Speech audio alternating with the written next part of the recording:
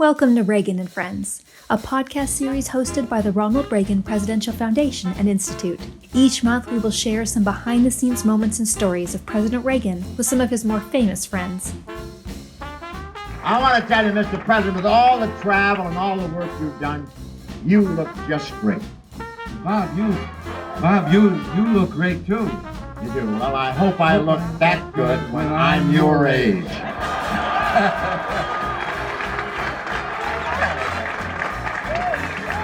You know, vaudeville can back, we're set. The fifth of seven sons, Bob Hope was born Leslie Towns Hope in Eltham, England, on May 29, 1903.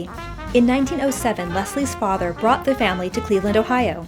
In 1920, by virtue of his father's naturalization, Bob, the name by which the world would later know him, and his brothers became United States citizens. Bob Hope joked, "I left England at the age of 4 when I found out I couldn't be king." After high school, he took dancing lessons, and he and his girlfriend, Mildred Rosequist, appeared at nearby vaudeville houses for $8 a night. He later teamed up with other friends during vaudeville and other bookings. On the advice of his agent, Bob Hope headed west. After securing a 3-day date in a tiny theater in Newcastle, Pennsylvania, he was asked to announce the coming attractions to the theater audiences. His first major recognition, by critics and the public, came in 1933 for his wisecracking role as Huckleberry Haynes in the highly successful Broadway musical Roberta, the same musical where he met Dolores Reed. After a brief courtship, the couple married in February 1934 and eventually started a family that included 4 children and 4 grandchildren. In 1937, he signed a 26-week radio contract for the Woodbury Soap Show.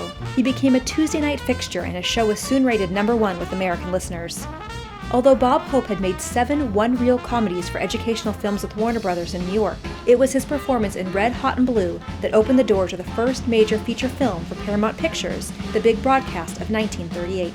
In all, Hope starred in more than 50 feature films and has appeared in cameos for another 15, the last being Spies Like Us in 1985. Radio, movies, and a heavy schedule of personal appearances made him a star, but it was television that made him a superstar and a welcomed guest in every living room of America. Bob Hope made his formal debut on NBC television Easter Sunday, 1950. Frigidaire sponsored the special Star Spangled Review, which featured Bob's guest stars Douglas Fairbanks Jr., Beatrice Lillie, and Dinah Shore. The formula, along with his unshakable decision to avoid a weekly show, proved extremely successful. For 60 years, he was an NBC headliner and a Nielsen ratings king. But what he might most be known for is his unwavering commitment to the morale of America's servicemen and women. For nearly 6 decades, be the country at war or at peace, Bob Hope, with a band of Hollywood performers, traveled the globe to entertain our servicemen and women. The media dubbed him America's #1 soldier in grease paint. To the GIs, he was GI Bob and their hero. During President Reagan's administration, he went to Beirut in 1983. And in 1987, he flew around the world to entertain servicemen and women in the Pacific, Atlantic, and Indian Oceans, as well as in the Persian Gulf. Bob Hope was honored and befriended by presidents of the United States since Franklin Delano Roosevelt, 11 in all. He was an avid golfer and has been quoted as saying, "Golf is my profession. I tell jokes to pay my green fees." His presidential golfing buddies included Presidents Dwight D. Eisenhower, Richard Nixon, Gerald Ford, Ronald Reagan, George H.W. Bush, and Bill Clinton. Bob Hope had a special affinity for presidents.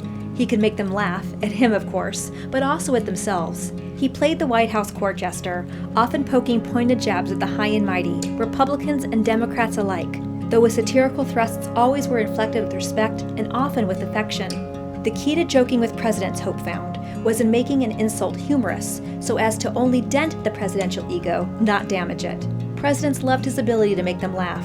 To President Reagan in 1982, he joked, "You all know that Reagan is our oldest chief executive. Polygrip is now the official presidential seal."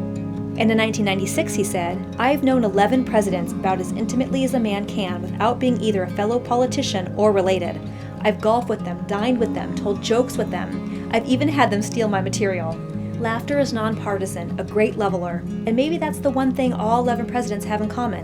As long as it's funny, you can say almost anything to them and get away with it. Ronald Reagan and Bob Hope first met as actors. This photo from 1941 shows the two of them with fellow actors George Montgomery and Joe Brown. Bob Hope strongly supported his acting colleague Ronald Reagan's entry into politics. In 1981, President Reagan wrote this letter to Bob Hope after Bob made jokes at a public event about Mrs. Reagan ordering new White House china. And in 1983, President Reagan sent Bob Hope this happy birthday message, thanking him for the memories. Over the years, President Reagan also mentioned Bob Hope many times in his remarks. America's always been a land of optimism and opportunity, a grand combination that has seen us through trying times. Bob Hope has chronicled those times on radio and television and in motion pictures, and through his perceptions and sense of humor has given us the most precious gift of all, the gift of laughter. In 1981, when Prime Minister Margaret Thatcher was at the White House for a state dinner with President Reagan, a state dinner that Bob Hope was a guest at, she joked, "I refer to Mr. Bob Hope, who's here this evening, and whom we like to claim is partly ours because he was born in the United Kingdom, though he decided to leave when he was only 4 years old, presumably because he thought the golf courses in the United States were better than those in the United Kingdom. I'm glad that my husband Dennis did not agree with him." In 1982, President Reagan was awarded the Bob Hope 5-Star Civilian Award for his distinguished service to America. In December of 1985, Bob Hope was among the honorees of that year's Kennedy Center Honors. President Reagan attended the event. Following the program, George Stevens Jr., the director of the John F. Kennedy Center for the Performing Arts at the time, gifted President Reagan this lucite plaque. The two remained friends their entire lives. To honor that friendship, the Reagan Library hosted an exhibition in its galleries to honor Bob Hope's 100th birthday in 2003. His family gifted these lucite paperweights as a thank you to those involved. Since I know that Bob hasn't got much to do these days, I have a job for him that he doesn't know about. This is addressed to Bob Hope of California. For more than half a century, under 11 presidents, you have raised the spirits of the American people. Your unmatched patriotism, integrity, stamina, and sense of honor have contributed to the well-being of your country in countless ways. As an entertainer, you have brought new meaning to the art of comedy and laughter to our hearts. During hard times, your comedy has uplifted the spirits of millions at home and reassured those in our armed forces overseas. Your years of selfless service and dedication have made you an American legend.